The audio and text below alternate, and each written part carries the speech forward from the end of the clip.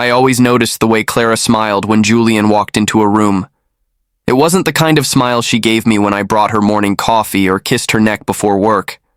No, it was something older, something steeped in memories I wasn't.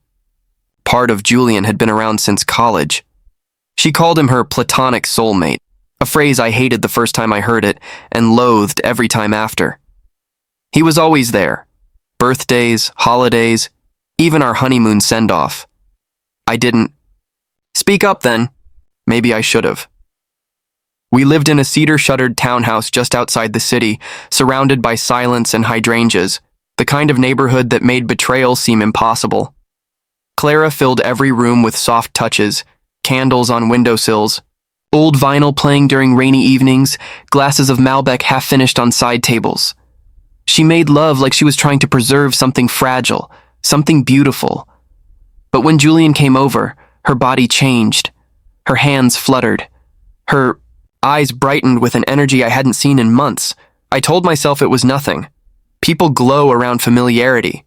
That's all. That Friday evening, clouds folded over the skyline like a heavy quilt. Clara had made pasta primavera. Julian brought a bottle of wine he claimed was from Tuscany. I sat across from him, smiling through clenched teeth, watching. Their conversation flowed like a private river. He asked about her book club. She laughed about his disastrous date with a yoga instructor. I poured more wine. I was thinking, Julian said, pausing to swirl his glass, we should plan that trip to Portugal, remember? We talked about it last summer. Clara lit up. Yes. God, I forgot all about that. Ev, wouldn't that be amazing? My throat tightened. Sure, I said. Sounds like you two already picked a date. She didn't notice the edge in my voice. Julian did. His smile curled into something colder. Later, after dinner, she went to clean up. Julian, and I stepped onto the balcony, dusk bleeding across the sky. You okay? He asked, leaning on the railing. Peachy, I said. Though I'm curious, this Portugal thing, was that a couple's trip or something you and Clara had planned alone? He raised his brow. Jealousy doesn't suit you. It's not jealousy, I said, stepping closer. It's curiosity. Boundaries blur when people forget who's married to whom. Julian's grin returned, thinner now. You think something's going on? I think I don't like the way she looks at you. His smirk widened. Maybe you should ask why she doesn't look at you like that anymore. My fists tightened before I could think. He saw it, didn't flinch, just stared at me like I was a fly buzzing in his space. Clara's voice broke the moment. Julian, she called from inside. Help me with the dishes. He stepped past me. Sure thing, babe. Babe. Inside, I heard them laughing. Something shattered. Glass or something deeper. I sat outside a long time, listening to muffled voices, wondering how I'd let this happen. When I finally walked in, Julian had already left. Clara stood by the sink, her hands still wet. She looked at me like she'd just remembered I was there. You two okay? She asked. I shrugged. We had words. She wiped her hands, stepped toward me, voice soft. What kind of words? The kind that usually come before punches or affairs. Her eyes narrowed. Don't do that. What? Ask questions? Want honesty? She leaned in, searching my face. You think I'd sleep with Julian? I didn't answer. That was enough. I'm going upstairs, she said, turning. We'll talk when you're less drunk. But I wasn't drunk. I was stone sober, and every nerve inside me was screaming. The next morning, the house smelled like brewed coffee and silence. Clara sat on the couch, legs tucked under her, scrolling through her phone. She didn't look up. I sat across from her, both of us wrapped in our own storms. She finally spoke. He's my best friend. That's never changed. Best friends don't call married women babe.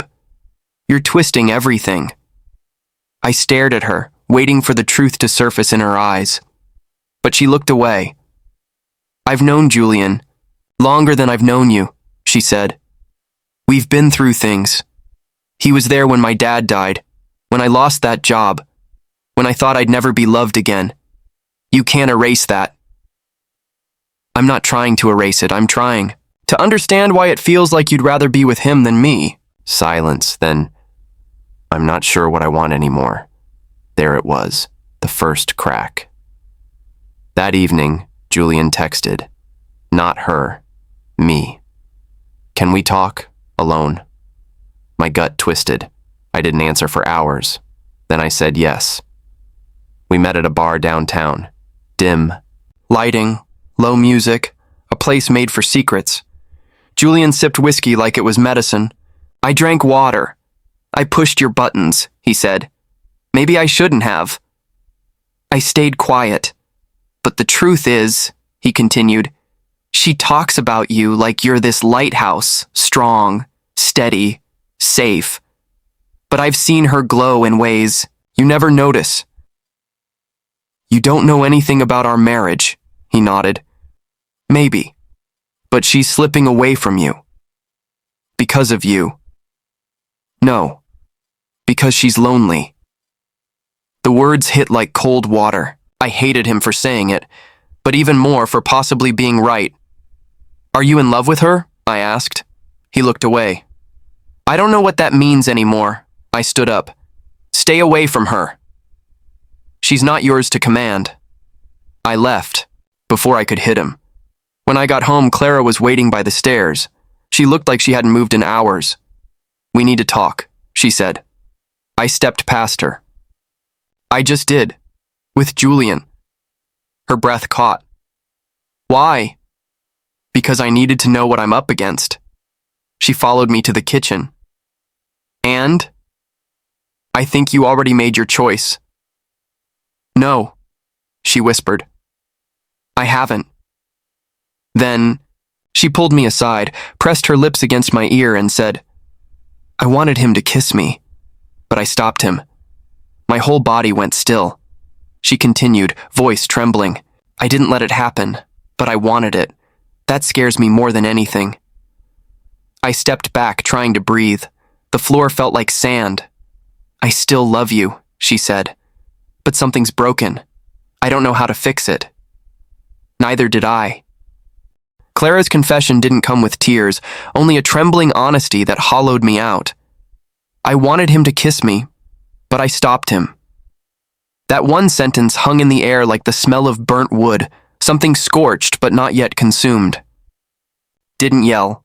I didn't ask questions. I just nodded, walked upstairs, and closed the bedroom door behind me. She didn't follow. Neither of us slept. The next morning, sunlight spilled across the bed like it didn't know how to mourn. I stared at the ceiling, the fan creaking like an old clock, measuring out what remained of us. At some point, she left for work. No note, no kiss, not even the sound of a closing door. I wandered into the bathroom, stared at my reflection. My eyes looked older. My mouth set like stone. And for the first time in a long time, I admitted a thought I had buried deep. I didn't know if I loved her anymore. Not because of Julian. Not because she wanted someone else. But because the version of her I fell in love with didn't exist anymore, and maybe the version of me she loved didn't either. 2 days passed. Neither of us brought up the conversation again. We moved around the house like ghosts in adjacent dimensions, coexisting, not colliding. She cooked. I cleaned. She scrolled through her phone. I sat outside smoking cigarettes I hadn't touched in 5 years. That Wednesday, I drove to the coast alone. I told Clara I had meetings. I didn't. There, by the water, I met someone. Her name was Mira. She was an artist, covered in sun-kissed freckles, wearing a leather jacket over a linen dress. She sold abstract paintings from a seaside shack painted turquoise and white. I didn't plan to talk to her. I just walked by, hands in pockets, pretending to admire her work. She caught me looking at a canvas streaked in angry reds and smudged shadows. Not for sale, she said gently. Why not? It's personal. I nodded, glanced at the painting again. Looks like heartbreak. She looked at me for a beat too long. Yeah, or rage or guilt. You never really know. I lingered. We talked. Her voice felt like sandpaper over fresh wounds, rough but strangely necessary. Later, she asked me if I wanted coffee. I said yes. The cafe was quiet. She drank tea. I told her half-truths about a marriage struggling to stay afloat. She didn't pry. She simply listened, leaning forward like she already knew. I said I had to go. She touched my wrist. Come back tomorrow. I did. The second time, I bought the painting, the one not for sale. I changed my mind, she said. You look like someone who needs to carry something heavy. I carried it to the car. She walked beside me. When we got to my door, we just stood there, suspended in silence. I shouldn't, I said. You didn't yet, she whispered. Then she kissed me. Not deep, not desperate, just a soft, deliberate kiss on the corner of my mouth that lingered like an unspoken promise. I left before I let anything more happen. Back home, Clara was in the kitchen, barefoot, eating cereal straight from the box. She looked at me like I'd been gone for weeks. You're back late. Traffic, I said. She nodded, then pointed to the painting. What's that? Something I didn't expect. She came closer. Did you make it? No. Who did? I hesitated. Mira, she's an artist. I met her at the coast. Clara's lips parted. You went to the coast? Alone? I shrugged. I needed air. She stared at the canvas. It's beautiful. Then she looked at me again. Did something happen? I wanted to lie. I almost did. But something in her expression made me pause. Not really, I said. But almost, she swallowed hard. I see, and she did. That night, Clara came into the bedroom late. She slipped under the covers quietly. I thought she was asleep until I heard her whisper, "Do you think we're done?" I turned to face her in the dark. I don't know. Do you want to be? No. She exhaled slowly. Neither do I. We didn't touch, just breathed, just drifted into uneasy sleep with that one truth holding us together like duct tape over cracked glass. The next day, Julian called. Clara answered. In the other room. I heard fragments. No, not now. Because he knows. I didn't tell him everything. Then silence. Then a door closing. I waited until dinner. Are you still talking to him? I asked. She looked up from her plate. He wanted to check on me. You didn't tell him about Mira, did you? Her fork froze. No. Did you want me to? No, I said. Just wondering how honest we're all being these days. Clara dropped her fork. I didn't sleep with him. I believe you. But I wanted to. I know. She looked exhausted. Do you want to leave me? I think I want to start over. Together? Maybe. Later that week, Mira texted. You left fast. Still thinking? I didn't answer. Not right away. I reread her message a dozen times. My body remembered her touch more vividly than I wanted to admit. I stared at Clara folding laundry, humming softly, unaware of the war, in my chest. That night, Clara said something I didn't expect. I want to see him. Julian? She nodded. To end it right. You sure that's all? I need to look him in the eyes and say goodbye. I wanted to forbid it, to scream, to plead, but I didn't. I just said, then do it. Saturday morning, she dressed like she used to when we first met. Denim jacket, dark lipstick, that silver necklace I bought her in Prague. She looked more alive than I'd seen in months. That scared me. She left without kissing me. I sat by the window. Hours passed. I didn't move. When she returned, she looked different. Not guilty, not triumphant, just calm. I asked nothing. She offered nothing. Later, She placed her phone face down on the counter and said, "I told him it was over. I meant it." I believed her, but that didn't make the ache disappear. The next day, I drove to Mira's studio. She was painting something vast and blue. She saw me and paused. "You came back." "I shouldn't have." "I know." We stood inches apart. She touched my chest. "You still want her?" "I still love her." "Then go." "But I want you too." She smiled sadly. Desire isn't always permission. I kissed her anyway. It was fierce, aching, but fleeting. She pushed me back gently. "Go fix your home, Evan. If you wait too long, it won't be there." That night, I stood at the foot of our bed watching Clara sleep. I realized I hadn't touched her in nearly a month. I slid under the sheets, pulled her close. She stirred, eyes fluttering open. "Hey," she whispered. "Hey." She didn't ask where I'd been. Maybe she already knew. Maybe we both understood that healing isn't clean or fair. It's messy, ugly, full of moments we don't talk about. But that night, for the first time in weeks, we made love.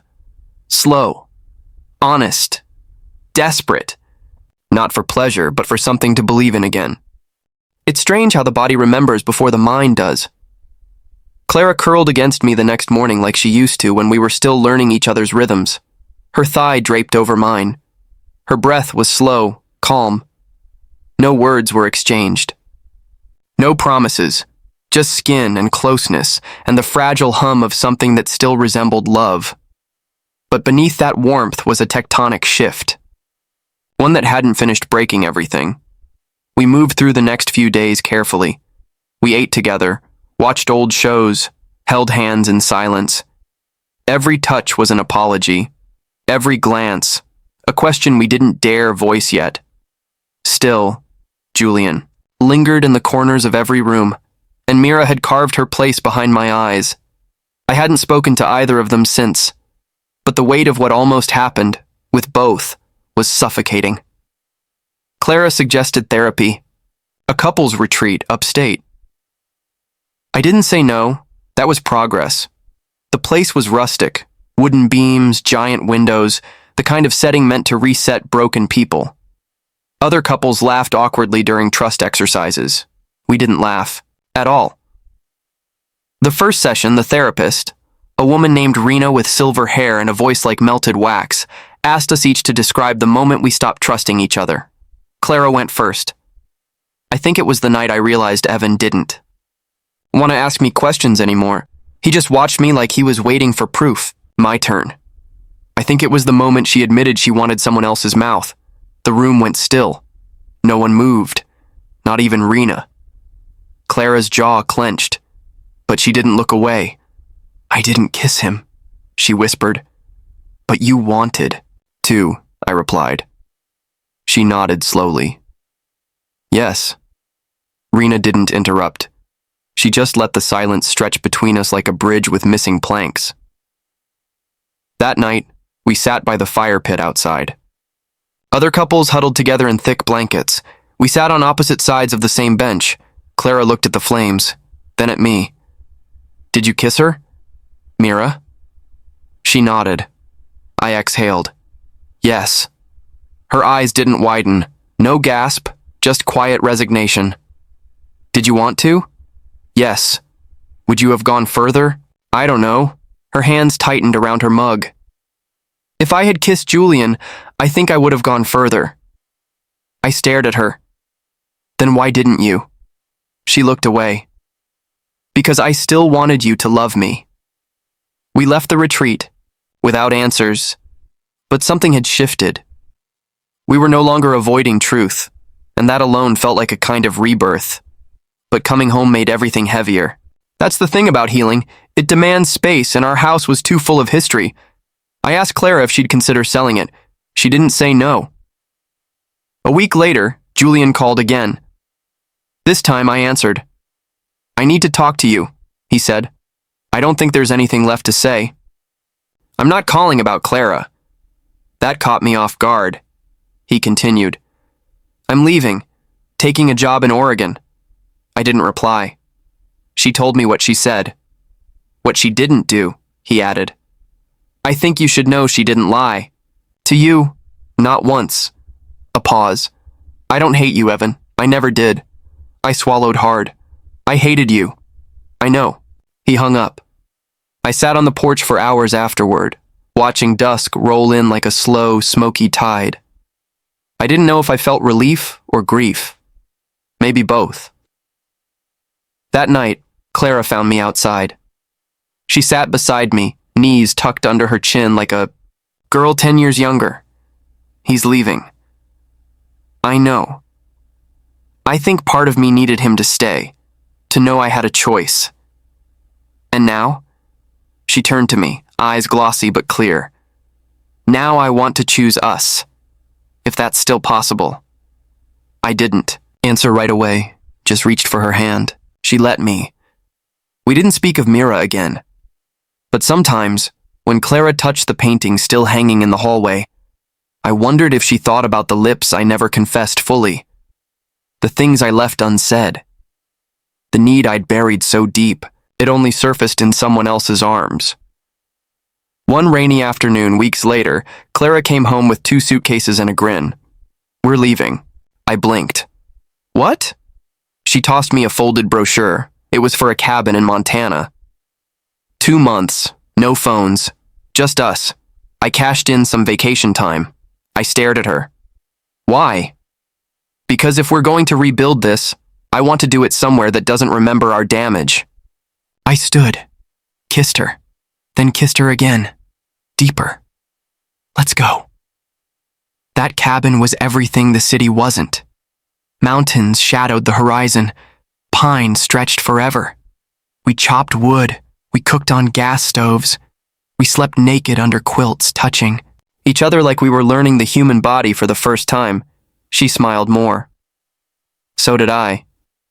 There, we forgave in small gestures, her brushing snow off my shoulders, me fixing the squeaky drawer that always stuck. We made love under candlelight, argued over board games, whispered apologies between sips of whiskey. Once she asked, "Do you miss her?" "No," I said. "But I remember her." She nodded. Same. That was enough. On the last night there, we danced barefoot in the kitchen, an old Billie Holiday song crackling from the radio. I held her close, smelled her shampoo, and let myself fall again. Because this version of Clara, the one who stayed, was worth it. And maybe the version of me she now held was finally someone she could trust again. We returned from Montana different, not entirely healed, but undeniably altered. Like a pair of cracked glasses still capable of clarity. Our steps aligned more easily. Our silences weren't heavy anymore. They breathed. I resumed work. Clara changed her schedule, switching departments at the hospital. We bought new sheets, donated the old ones. She boxed up mementos of years past, photos with Julian, birthday cards signed with overly familiar nicknames, and set them aside. Not to erase them, but to admit they didn't belong in our present anymore. Some evenings we'd lie on the floor, no lights, just jazz and the hum of passing traffic.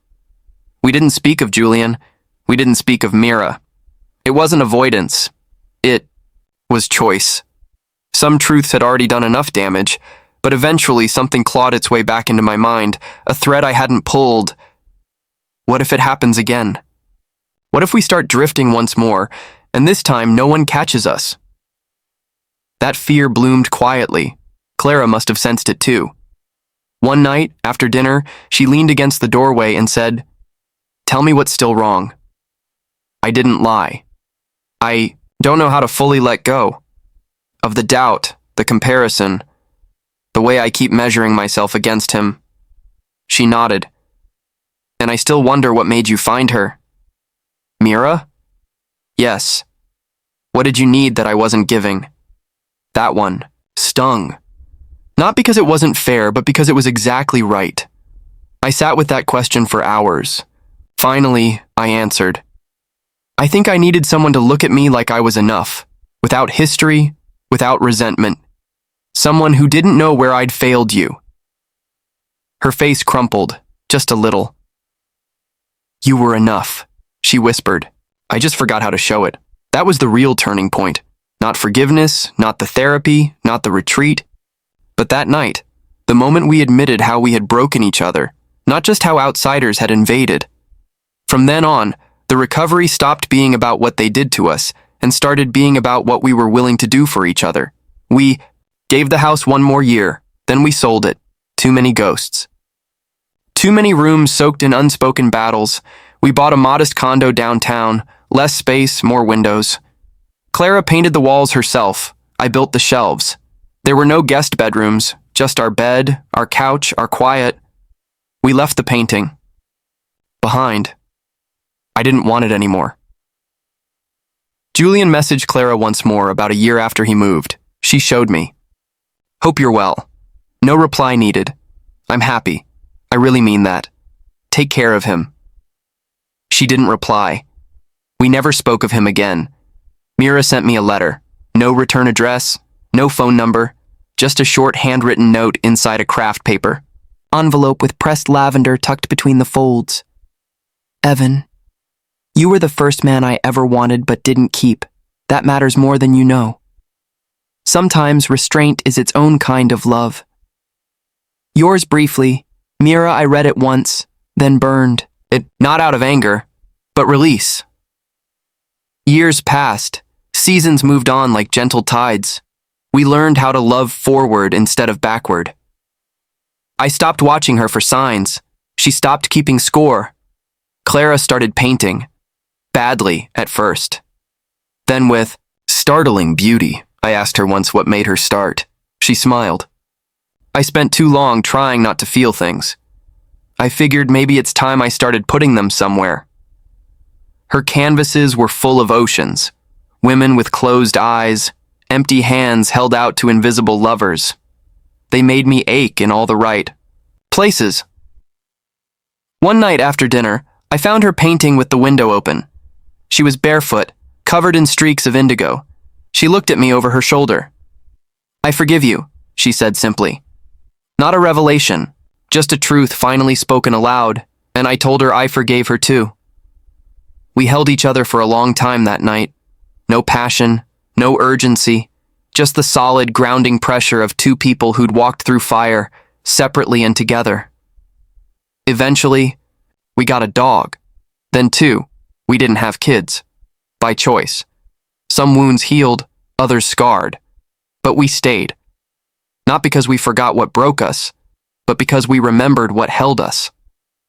Once, on a lazy Sunday, Clara pulled me into the kitchen while music played. The same way she had that first day, after I'd argued with Julian, after she saw something unravel between us. I tensed for a moment, remembering the past like a bruise tapped too hard. She just smiled. "This time," she whispered, brushing flour from my cheek. "There's nothing I need to confess. I just wanted to pull you aside, to tell you I still choose you."